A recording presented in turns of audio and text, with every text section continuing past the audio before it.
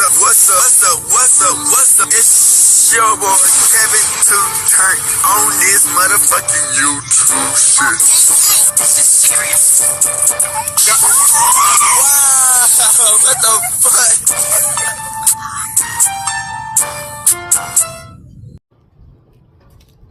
fuck? What's up? It's your boy Kevin on YouTube shit. Hey man, say man, we are living. Lit to man, turn. Today, motherfucking day. Straight here outside Big Crip and the gang goes. Straight here outside Christian, man. Free Palestine, free Congo, Russia, do your thing, and take a stand the fuck up, man. Each day you need to be a better version of yourself. Never let somebody bring you down, always fight back. Never let somebody tell you who you are, but also never put yourself in a position you don't belong, man.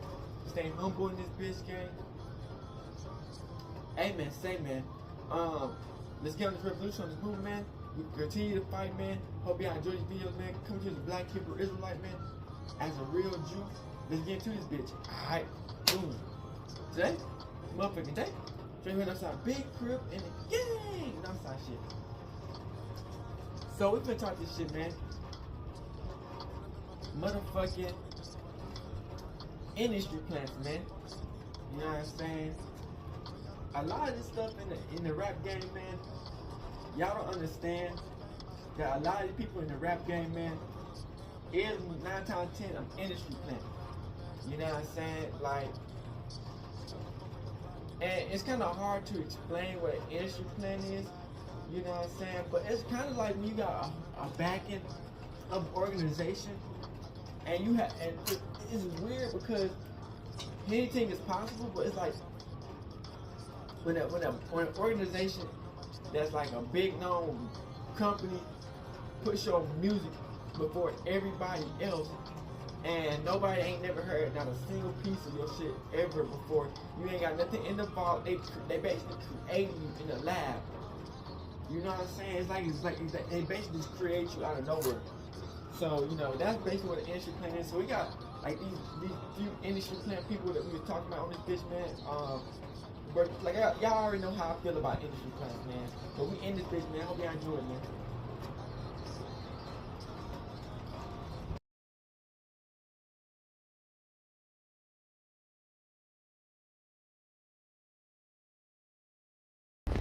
Hip hop has an industry plant problem. Let's watch it.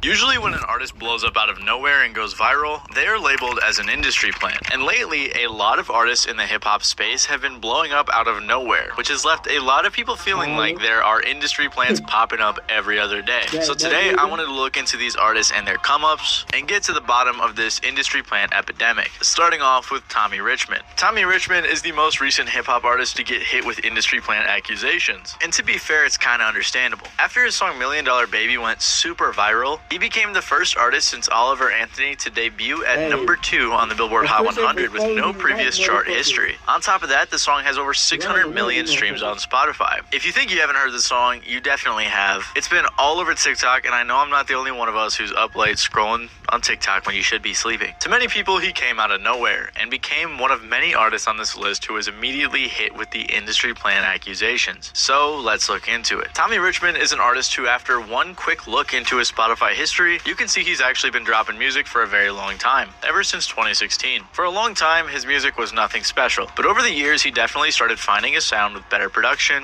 better vocals, better mixing, and he got pretty nice at singing, I can't lie. He had some buzz in the underground and worked with some other fairly well-known artists in the underground space, like Big Baby Gucci and Perry Mason. He started getting a bit more experimental, making indie type of songs mixed with some rock type of songs mixed with his rap songs. So Tommy definitely had some buzz in the underground scene. He even got a song with Merlin Wood and January of 2023, who, if you didn't know, was in Brockhampton. And then Tommy got an opportunity. In 2023, Pulse Records partnered up with Brent Faiyaz's agency ISO Supremacy, and they signed Tommy Richmond as their first artist. I do want to mention that unlike every other label on this list, Pulse is actually an indie label. They define themselves as a premier independent music publisher and record label, but this doesn't mean that they're just some random record label, as they have artists like Brent Faiyaz, Ty Dolla $ign, K Tronada, Kehlani, Freddie Gibbs, Gene Dawson, who's one of my favorite artist of all time, by the way. You guys needed to know that, didn't you? And many more. So this is definitely a very established label despite them being independent. This means that in 2023, Tommy Richmond finally had some marketing dollars behind him. My guy Luesto made a video on him and mentioned that he was reached out to by Tommy's team in 2023 for promotion. Another fun little fact I want to share is that in September of last year,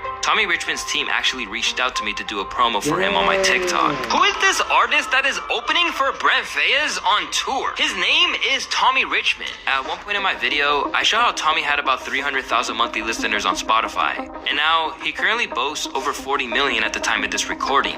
So what's the real story behind Tommy Richmond's success? So it's clear that this signing definitely had an impact on how his music was marketed. After signing to ISO and Pulse, Tommy was put on as the opener for Brent Faiyaz's tour F the World, It's a Wasteland. He also got a feature on Brent's album Larger Than Life on the song Upset. I definitely wouldn't say that his sound changed a lot after signing, but it definitely got more refined as he had access to better production, better engineering, better mixing, mastering, the whole 9 yards. One of the founders of Pulse, Josh Abraham, said this in an interview. Bel Misbahi, an A&R for Pulse, was interested in Tommy and brought him to our attention within the first month of launching Pulse Records. There was always a scene gathering around Tommy, so they scouted him out at a show. They said they saw Brent there, realized they both wanted to sign him, so they partnered up. They said once $1 Million Baby was made, they knew that the song was the one. The VP of marketing at Pulse, Sarah Ahmed, said, "I built him a rollout plan to build into the hype of the song. We didn't have much lead time to create a campaign, but obviously it worked. Like I said, his song $1 Million Baby went insanely viral and he had so many accolades from that song. It's clear that his deal with ISO and Pulse was pivotal in his career. On Music Business Worldwide, they said that when he signed, he had about 300,000 monthly listeners on Spotify, which is very impressive as an independent artist. And when they wrote the article after $1 Million Baby, he had 46 million. After the crazy success of that song, he followed up with the track Devil Is a Lie, which also did very well and hit 32 on the Billboard Hot 100. Of course though, like I said, his blow up is very recent and we haven't been able to see much more unfold. So this is why some people think Tommy is a plant, because he does have a really good team behind him after signing to Pulse and ISO. But as we'll see throughout this entire video, his rise to success is not as special as you may think it is. Tyla is one of the most recent artists to blow up who has quickly been labeled an industry plant. After releasing just one song, she signed to a label and a few months later she won a Grammy and had one of the biggest songs in the world with the song Water. That song went 2 times platinum and has nearly 800 million streams on Spotify. On a video about her, someone commented, "I'm South African and can confirm that Tyla came out of nowhere. We were all surprised when she won a Grammy from a single that is average at best. We questioned her sudden rise to fame." The accusations got so big that she even addressed them in an interview. What would you say is the biggest misconception about you? That I literally came out of nowhere and I'm an industry plant. It's like, what the heck? I'm a whole plant. Imagine. People don't know how hard I've worked and how hard my team has worked to get here. But I mean, everyone's gonna get that. That comes up from a social media viral moment. So it's understandable, but one day we'll tell the story for real. Well, too bad, Tyla, because I'm telling the story. Also, before you commented, I know Tyla's not a rapper. That's obvious. You didn't have to tell me. But she's definitely involved in the hip-hop space. She's a hip-hop adjacent artist, as she's worked with artists like Travis and Gunna. She went on Kai's stream like many rappers do, and she's well known in the scene. Anyways, Tyla started out as any other artist, making music and posting it all over her social media. The first video on her YouTube channel is from 11 years ago when she was a kid, and she had already started posting herself singing. I've been watching you for some time. She was a great singer and had been singing for nearly a decade. And as you can tell by the description, she was doing whatever she could to get noticed. And eventually, after posting enough snippets, she did. As she was eventually noticed by a guy who has a supervillain name, which is Garth Von Glenn, who became her first manager. She was also working with his label Fax Records, and it was under them that she released her first single, Getting Late. She said that she started going to Garth's apartment studio and working on her music. Due to some complications because of COVID, her career was on hiatus and it took a while for the video to be created. However, in 2021, it was finally released. And if you look at the video, it's obvious that it was very well produced and there was some money behind it. She had a team behind her who was helping her launch her career, and it worked out perfectly as she got an offer from Epic Records after they caught wind of the video. So like initially I had like labels weren't on my mind. Like it wasn't something that I thought was realistic, so I never thought I could work towards it. So I was literally just making music, and when I dropped the video for Getting Late, all the labels literally reached out. There was a whole bidding war, like it was crazy. And yeah, Epic was the one I went with. Who was on your team when you were making that music for it to happen like that? Who was your producer, the videographer? Who did you work with? I didn't have a whole hey, producer, videographer. Like, no. It was like me, my best friend, my manager. He also shot the video. He's a videographer as well. They signed her in a joint venture with Fax Records, which was her manager's label. She also got hooked up with a co-manager in 2022, who my friend 1111 discovered in his investigation. Now, it is also important to note that in addition to Epic Records and Garth Von Glenn's Fax Records, Tyla has also been co-managed by this guy Colin Gale since late 2020. As a seasoned artist manager from Jamaica and founder of the Africa Creative Agency, when you work with Colin, though, you really get yourself a package deal. Seeing as his wife Eva is also a powerhouse in the music industry who has worked with hip-hop legends such as 50 Cent, Eminem, Nas, and Mary J. Blige to name a few. Colin says his wife's expertise in PR and marketing complements his focus on strategy and studio work. And together, the couple's deep connection to Africa inspired them to start the Africa Creative Agency, dedicated to amplifying the voices of African creatives, including Tyla, who they first discovered right before she blew up. So clearly Tyla had some great marketing behind her. She released a few singles under this label and then dropped the song Water. Like I said, it has nearly 800 million streams on Spotify, went 2 times platinum, and even won a Grammy for Best African Music Performance. She had 5 songs on her Spotify, and the 6th one won a Grammy. The song went super viral on TikTok, and she was going crazy. I mean, I can't even walk into a store without hearing this song. She also became the first and youngest ever South African soloist in 55 years to enter the US Billboard Hot 100 with that song. Her label's marketing was clearly very good, and it clearly paid off. Also, I can't forget that she went super viral for friend-zoning Kai Cenat. Tyla, would you like to go on a date with me? Are you asking for real? Yeah. Don't do that. I'm serious. Whenever you get some free time, would you like to go on a date with me? But we friends though. You right. Yeah, we friends. That's crazy. Next one. And she tapped the nigga. Bitch, don't tap me. And by the way, I would not be at all surprised if her label hit up Kai to get her on his stream, because I'm fairly certain that they use these streams as a marketing tool. I mean, I can't confirm it, like there's no documents out there and no verbal confirmation, but I really want to make a video on this topic, so if that sounds interesting, let me know in the comments below. I'm sure I could find a contract out there somewhere. Regardless, the rest is history. Tyla released her self-titled debut project, which charted at 24 on the Billboard 200, and she's been very successful ever since. I will say though, Tyla is the only artist on this list who has a ton of writers assisting her on her tracks, which definitely seems very industry plant-like. But as we'll see throughout this video, there are varying levels in which record labels dish out help to their so-called industry plants. Forbats is a hip-hop adjacent singer who right out of the gate seemed like an industry plant. With only 3 releases, he was able to amass 10 million monthly listeners and co-signs from artists like Timbaland, Ty Dolla $ign, SZA, Brent Faiyaz, Kanye West, and Drake. Any artists out there that impress you right now that are coming up?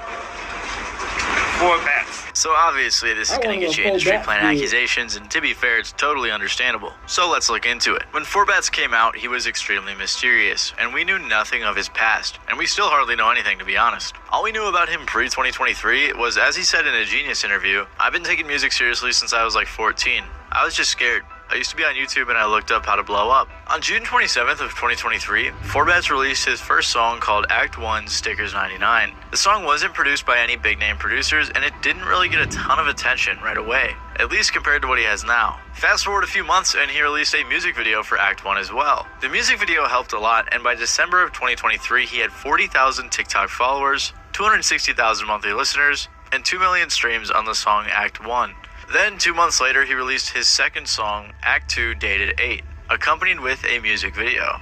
A few days later, he released his From the Block performance of Act 2, which was a huge moment in his career. If you aren't familiar with the From the Block series from 4 Shooters Only, it's basically a series with a hang-in microphone and some hard-ass rap songs. This made it very surprising for the viewers when they saw some guy in a mask with all his boys behind him singing in a high-pitched voice about some girl. Who the f is these thugs?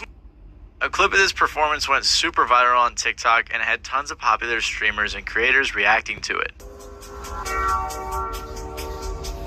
Wait, that's the singer of the song? What the hell? Yo, never judge a book by its cover.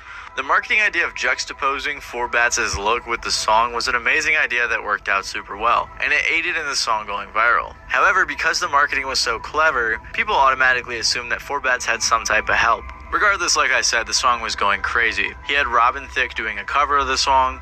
The song debuted at 77 on the Billboard Hot 100 and later rose to 59. And it even got a remix from Drizzy Drake. which then hit number 7 on the charts. Forbats decided to sign a 1 EP deal to OVO Sound, through which he later released his debut mixtape, You Made Me a Star, on May 3rd of 2024. It wasn't nearly as viral as his previous song, Day to Day, but it did debut at 30 on the charts. And what's even crazier is that the song On God She Like got a remix from Kanye West. And I'm not gonna lie, I didn't even hear about this till I was making this video. I don't know how no one talked about it, maybe I'm out of the loop, but they didn't really market this very well. Maybe it's because Kanye is kind of controversial now though, that's probably why now that I think about it. I will say though, after the release of his mixtape, the hype had died down quite a bit. I mean, a few million streams per song is nothing to scoff at for a brand new artist, but it's obvious the initial virality is over. However, despite the initial shock of him blowing up being over, his success in just a year was astounding. I mean, a Drake remix, a Kanye remix, signing to OVO, charting 3 songs in, and everything else was insane. So of course people were quick to label him an industry plant. But was this really true? Well, the internet got straight to investigating his past, and they found some stuff out. Like I said earlier, information on Forbats was very limited. His past seemingly had been scrubbed off the internet, which also made people think there was some record label behind this. That often can be a telltale sign of an industry plant, which is when a label or some third party is actively hiding as much information as possible. Anyways, the first piece of information the internet detectives dug up was his management. Specifically his main manager, Amber Baker. Amber Baker, or Ambrogie as she goes by online, is a creative strategist and content producer, according to her LinkedIn. She currently works at RCA Records and said she has experience working with labels like Atlantic, Capitol, Sony, and more. She has also worked with artists like Gunna, Future, The Weeknd, Gucci Mane, Lil Baby, Doja Cat, and many more. We also know, thanks to my boy 1111 on YouTube, that Amber is amazing at creating an image for an artist. Look, it's an experience. Exactly. Controlling the narrative. I'm passionate about that. I went to HBCU, went to Howard. 11 was also able to find her Pinterest, which has a collection of posts titled The 5 Acts of Forbats, which has a ton of images she used for information to help craft his image. But this doesn't piece together exactly how he got these connections. It could have been nepotism, it could have been some industry plant type of deal, or it could have been organic. So in my previous video, I decided to launch my own investigation, and I'm pretty sure I pieced it together. The first thing I found was a SoundCloud account with some music that sounded a lot like Forbats. She saw me going up, and she thinks she you know it's not like that. You think I'll be right back. You say you miss my girl, it's not for us. You know it's not like that. You think I'll be right back. The account was called Spidey, and I also found a TikTok account with the same name posting the same music. It turns out that only Forbats follows this account, which led many people to think it was him, which makes sense because they do sound similar. But strangely enough, Spidey was in the comments saying he wasn't Forbats. Then I found his old TikTok account, which helped me solve what I believe happened. On this account, he is seen promoting his first song with his Instagram in his bio. He has 238 followers and 8,000 likes, but no videos, which makes me think he got some buzz on his first song, but later privated all of the videos. If we go to his following, he follows Spidey, Demo Disc, a person who promoted his song, and Elena's Faves. Elena is a creator who posts underrated songs and has over 80,000 followers on TikTok. And in August of 2023, guess whose song she posted? Of course, it was Act 1 by Forbats. This video got over 400,000 views and almost 40k likes. And I'm willing to bet one of the people that heard this was Forbats' manager, Amber. If you think that's a stretch, you should probably consider how many people at record labels, especially A&Rs, are following accounts like these. Forbats himself even said to Billboard, I needed to shoot a video for stickers. So I was just going about trying to shoot a video, and a lady hit me, which is Amber. She was like, oh, I can help you. And she helped me find a video pretty fast. And she was also like, yo, my manage. And this would make sense because all of his social media accounts were created after August. His first music video was released in October, 2 months after he likely got connected with Amber. I also found a TikToker named Kendall who said Forbats management reached out to him in October for promotion. Before he even blew up, I actually got hit up to promote his first song. I'm talking about this song had 0 plays to start out. Guy who hit me up was Mr. Tastemaker on Instagram. Pretty cool guy in the time frame I've gotten to know him. Here's him congratulating us on my, milestone. You can see it. This says October 10th, and then down there it says it's for our artist named Forbats. Then here's him sending me the audio. Kendall said that the song at the time had very few plays. So if Forbats just got connected with the team, it makes sense that a song released in June was finally getting promoted. So this was the theory I came up with a while ago, and it was that Amber found Forbats on TikTok through Elena's Faves. They got hooked up, and she became his manager, and the rest was history. And honestly, since then, I have not heard a better theory. This is most likely what happened, and we haven't haven't seen any new information that can help us piece it together any better. Also, I briefly want to touch on a theory that Boo Cham, Akon's brother, Kanye's manager, and vice president of Columbia Records, was managing Forbats. Also, I'm pretty sure I said his last name right because of how Akon said it. However, there's no proof that Boo is Forbats' manager other than him following Forbats on Instagram, which isn't too crazy as he follows some other underground artists I like, but I did want to mention this because Boo actually comes into play later in this video, so keep that in mind. I got a lot of things you guys got to remember this video, so I hope you're doing alright. Feel free to take notes if that helps you. Since my previous video, Forbats has done a handful of interviews and revealed a few characteristics about himself that were unknown at the time. Along with that, he has also addressed the industry plant accusations a couple of times. I ain't gonna hold you, like, I'm a nigga on the hood. I don't know about no industry plant. I ain't gonna lie, like, I'll be shit. Like, one of my, I knew it was real because one of my niggas hit me and it was like, yo, hood, like, everybody saying you a AI or industry plant. I'm like, yo, what the f is that, hood? Like, I'm almost too real, and I think like slowly people gonna like realize that, like with everything. So I don't know. You know what an industry plan is? I was hoping you could tell me. I've been trying to figure it out, but like I can't really wrap my mind. He also said to GQ, I think it's kind of cool. It's like I'm the boogeyman. Then people are going to meet me and be like, oh, this is just a regular hood dude. On top of that, his manager said, listen, if you look at everyone who's had success at a very accelerated rate, whether it's Ice Spice or Travis Scott, fans are going to call everybody like that an industry plant at some point until they don't anymore. I look at it as a compliment. It just lets me know that he's so talented. For people to think at some point that he was AI, it's crazy. But it also speaks to how they can't even imagine that someone could really be that talented. So it seems like Forbats is pretty open about the accusations and does not really care. Also, side note, I'm pretty sure the people at Complex watched my video because when they interviewed him, they asked about the Spidey page and he clarified that that was his brother. And I swear I was the only person on the internet talking about that. So I'm pretty sure I hope they saw my video. That'd be cool. Depending on your definition of industry plant, Forbats could definitely fit the mold. However, I don't want to make a definite statement on it yet, at least this early in the video. I don't think he had a ton of help until Amber came into the picture, and even then having a manager with connections doesn't necessarily mean that you're a plant. So for now, I'm going to let you guys come to your own conclusions, and then when we get to the end of the video, I'll come up with a better conclusion for you. I'm just kidding. A lot of you guys out there are pretty smart. I know it. Another artist who has received a lot of industry plant accusations is Tizo Touchdown. Tizo Touchdown has been seen on albums from huge artists like Drake's For All the Dogs, Travis Scott's Utopia, Tyler the Creator's Call Me If You Get Lost, and Lil Yachty's Let's Start Here. Tizo Touchdown seemingly came out of nowhere and he was already everywhere. And he's a very attention-grabbing guy. He's got the hair with the nails woven throughout. He had a meme that originated from one of his music videos. And he also posts these weird post-it note things on all of his socials. And at the time he started getting all this buzz, he only had like 14 songs out. Because of all this, like I said, Tizo Touchdown has been hit with a lot of industry plant accusations. One person on Reddit said, is Tizo Touchdown an industry plant? I've recently been introduced to Tizo and his music through Travis's new album. He's been able to grow at an almost unnatural rate these past couple of months. Seems a little fishy. So, let's look into it. First, I do want to say I'm a big Tizo fan, and I have been for a while, way before he even appeared on Tyler's album. So this isn't a flex, it's just me saying that I have seen him do his underground thing for quite a while. And for that very reason, I don't think he's a plant.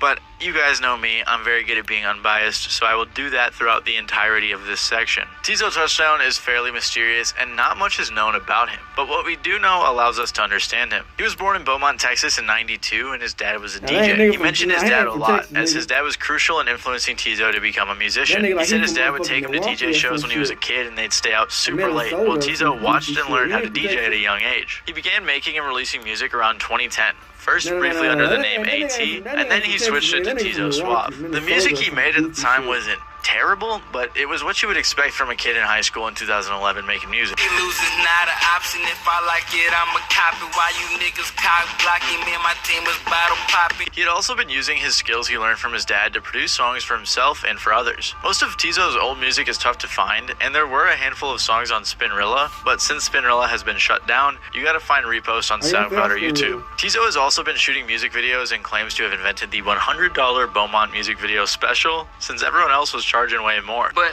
anywho, man, he was doing music and he needed a way to invest in his music, so he said, okay, you guys are charging $400, $500 for a video? All right. Slash the price. Slash the price, man. He invented the $100 video, man. He was producing, shooting music videos, and writing his own songs. He actually got pretty well known locally for shooting videos, and would even shoot videos for artists in other cities. But videography was more of a side hustle for him, since after graduating high school in 2011, he had been working multiple customer service jobs and retail jobs trying to get his career off the ground. He did his thing for a while, but then his career began to stagnate. And in 2016, he tragically lost his girlfriend to gun violence. He said in his interview with Zane Lowe on Apple Music that after experiencing the numbness from this loss, he stopped caring about what other people thought about him. And that's how Tizo Touchdown was born. He started dressing differently, and he said he didn't care much of what others thought because he was still numb from his loss. Tizo was grinding, shooting videos, experimenting with his music, trying out new styles, and trying to make his dreams a reality. He was putting out a lot of songs and began doing skits in his music as bonus content, something he's very well known for nowadays. Unlike your stereotypical industry plant, Tizo Touchdown has been very open about his past. As Tizo was grinding, he was able to release 2 albums in 2018.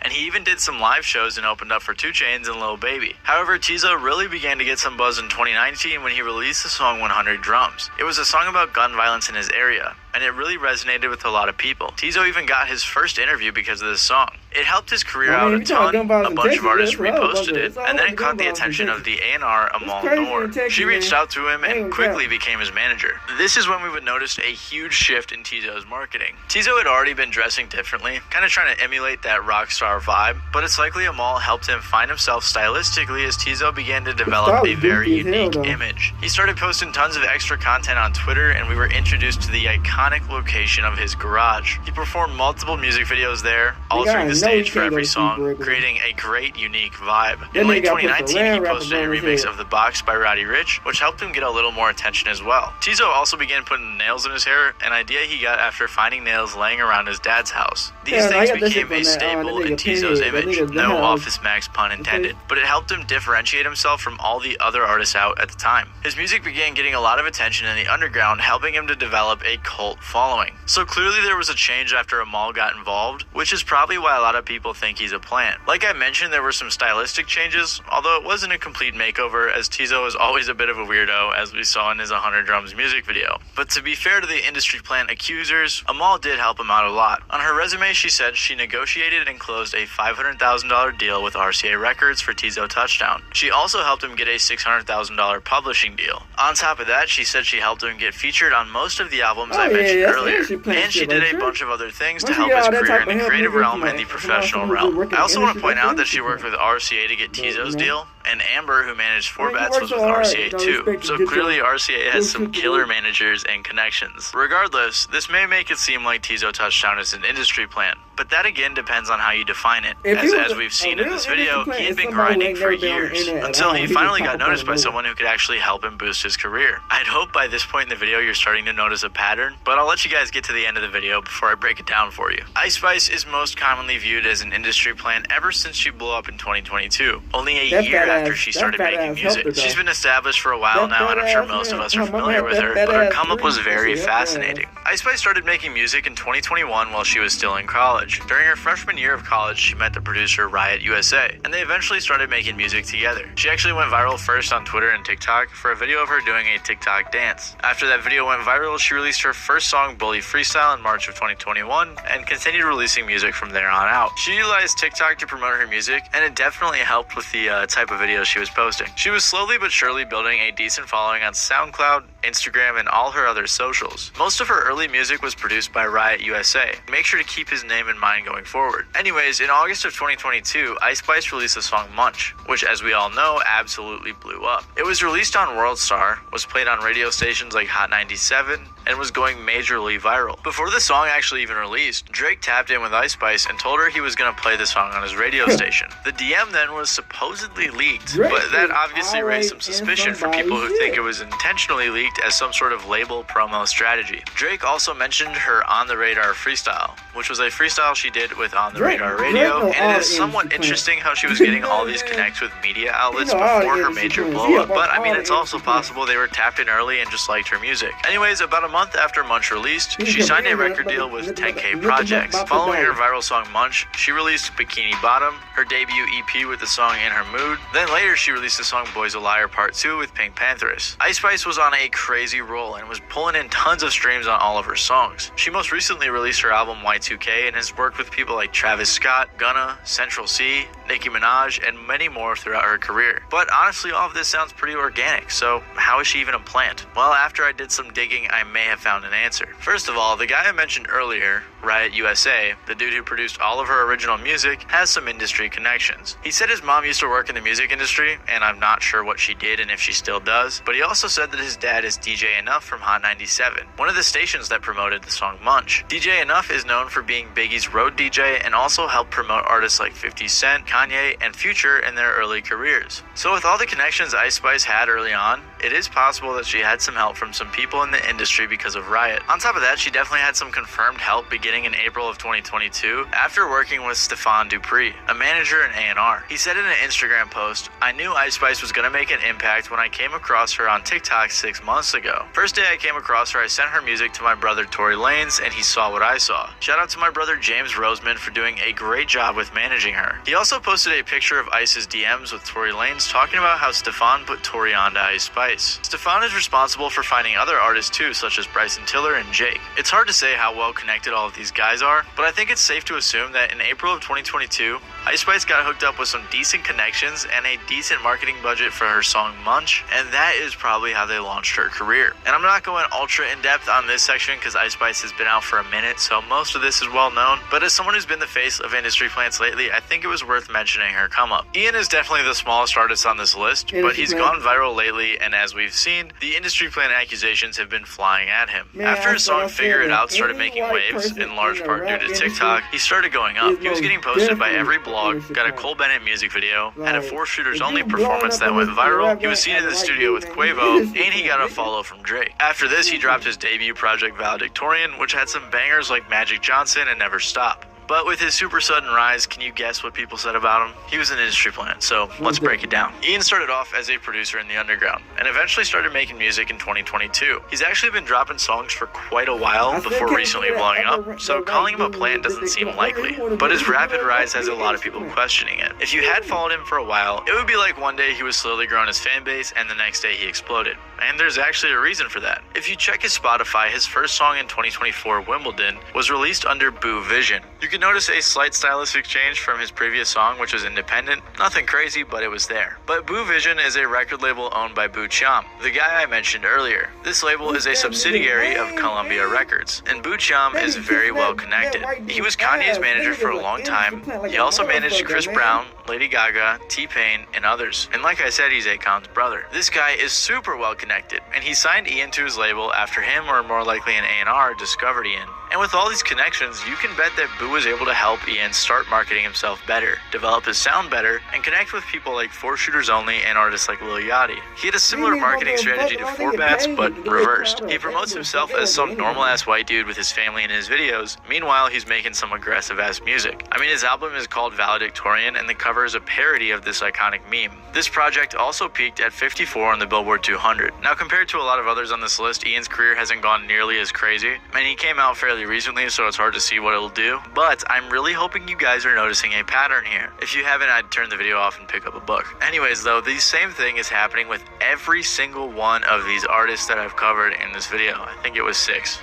Pretty sure. They're releasing music, getting some buzz on their own, getting noticed by an A&R or somebody in the industry, then they get hooked up with some management, get connected, and start going up because they actually have some marketing dollars behind them. This is just how the music industry works. The reason I'm making this video is to show that the majority of the artists that you hear or see all the time got in the industry in similar ways. Even the biggest artists out right now have probably had similar experiences. I think the term industry plant seems to have lost its meaning. It no longer means some random person who isn't that talented that was scooped up by a record label, signed, given a makeover, and then shoved down everyone's throats and blew up right away. Like when we used to say industry plant, like in this video I made, there was literally a manager saying that his artist Baby Goth was like a potato with no personality, so he gave her one. That is an industry plant, not someone who gets noticed by an A&R, signed, and then marketed. That's just a musician. Like honestly, it seems like half the people screaming industry plant all the time don't even know what an A&R is. It stands for artist and repertoire, by the way, and their job is to scout for talent, basically.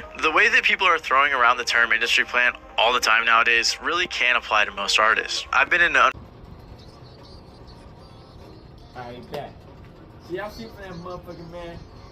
Hey, the rap game, man, you can make some money on in this bitch. You know what I'm saying? You can make a lot of money on in the rap game. You just can't let the industry have control over you. You know what I'm saying? Because basically they can control when you upload, when you do anything in this bitch. You know what I'm saying? They basically create your whole image. You know what I'm saying? And you don't have no say so in it. And you know what I'm saying? They can do whatever they want to. You dig what I'm saying? But like I said, man, you know, they do what they have to do. But at the same time, man, it's just sometimes you can't be put in that situation where, you know, they letting people like these people who don't know what the streets are or what to do in the rap game try to take control of the rap game.